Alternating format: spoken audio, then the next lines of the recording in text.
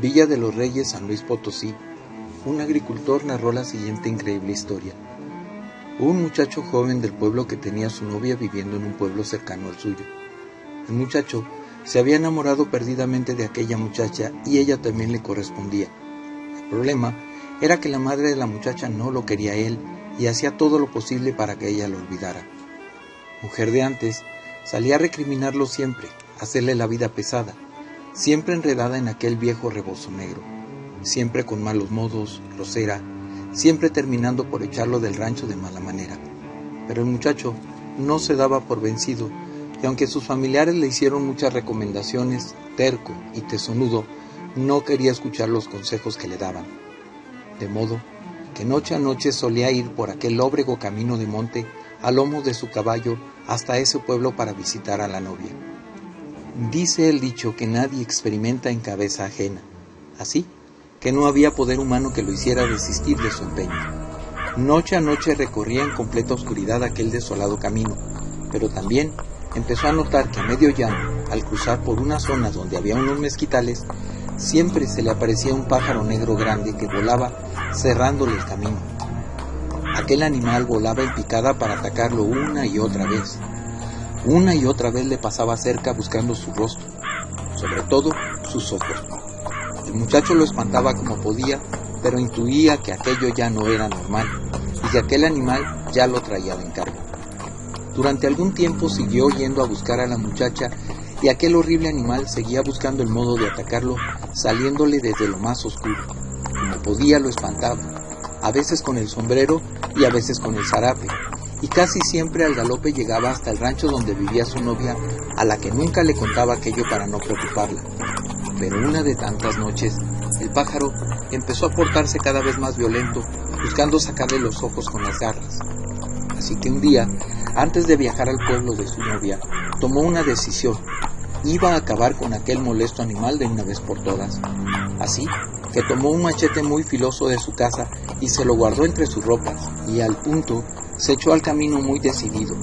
Aquella noche pasó por el mezquital.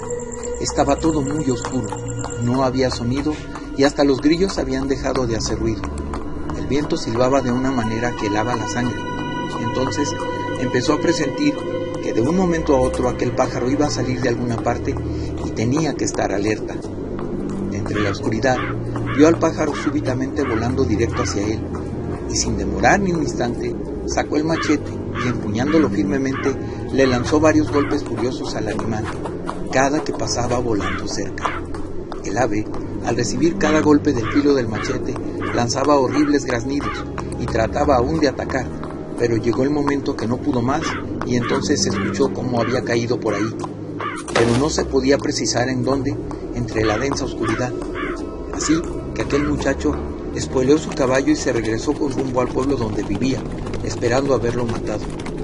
Por aquella noche no tenía ánimos de seguir adelante. Aquella noche todo transcurrió de forma normal. No fue hasta otro día que el muchacho decidió ir más temprano a visitar a su novia, aún con miedo de volverse a encontrar al horrible pájaro negro. Cabalgó todo el camino, buscándolo entre las ramas de los árboles, siempre alerta, esperando verlo de un momento a otro, pero ni señas de aquel animal. Cuando llegó al rancho, la muchacha salió a su encuentro y entre lágrimas le dijo que se regresara, que ya no podía verlo, que estaría muy ocupada y que no podía salir a atenderlo. Alguien había macheteado la noche anterior a su madre y ella estaba en el jacal muy malherida, desangrándose. Ella la estaba atendiendo. Le pidió que se fuera, que por ahora tenía que cuidarla. Entonces, al voltear hacia el jacal, vio las paredes de madera, tenían ramilletes de diferentes hierbas muy raras. Vio también que las ventanas estaban tapadas de modo que no entrara la luz del sol.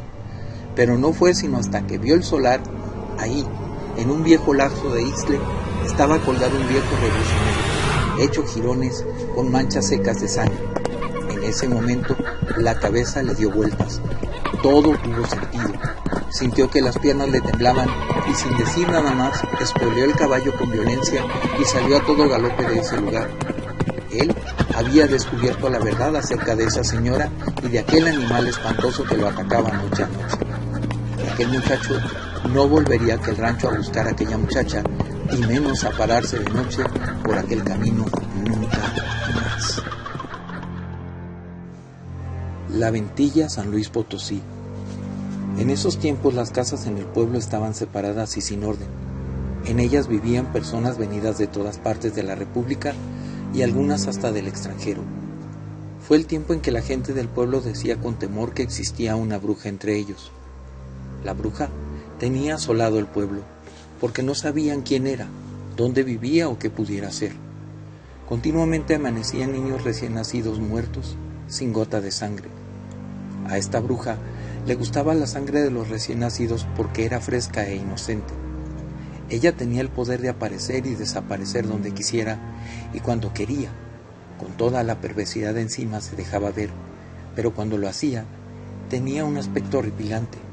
Gustaba de hacer sufrir a las madres de los niños porque con su poder las inmovilizaba y las enmudecía, las dejaba ver, en ocasiones, como se iba sobre los niños a sus cunas y entonces les quitaba la vida frente a ellas.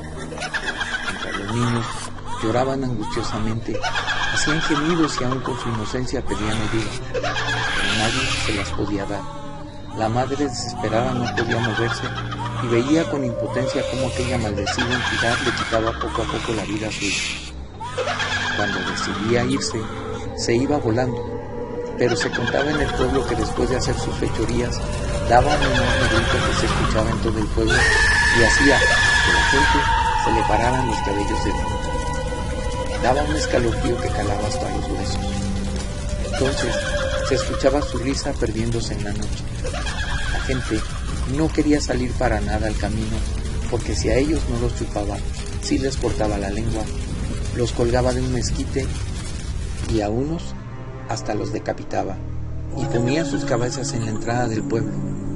El miedo se apoderó de todos y poco a poco se fue quedando vacío, las calles desiertas y los campos de labranza sin nadie que los trabajara, hasta que un día un anciano muy valiente platicó con otros señores igual de mayores que él.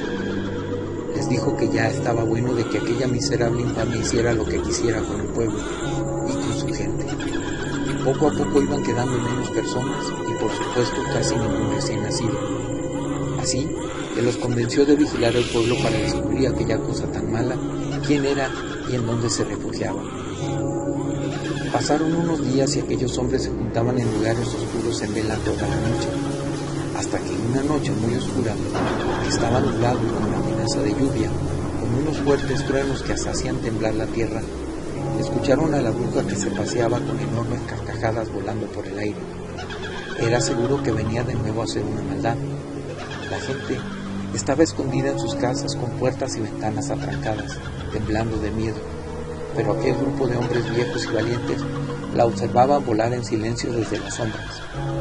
Al día siguiente, cuando el sol salió y cuando suponían que sus poderes no tenían efecto, los ancianos fueron decididos a buscarla. Iban armados con machetes y palos. Fueron a sacarla de su casa, pero grande fue la sorpresa al ver que aquella horrible bruja era una hermosa muchacha que hacía escaso tiempo había llegado al pueblo. Pero, para que no se dieran cuenta de que tenía más de 150 años de edad, se transformaba en aquella bella mujer y de esta manera se escondía entre la gente. Cuando la atraparon, encontraron varios cuerpos de niños inocentes entre los pocos muebles de la casa.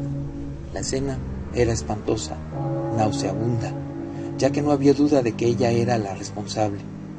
Una vez que la atraparon, la llevaron a rastras hasta la plaza principal del pueblo, hoy conocida como La Glorieta. Ahí cortaron leña verde y le ataron un palo y le encendieron fuego.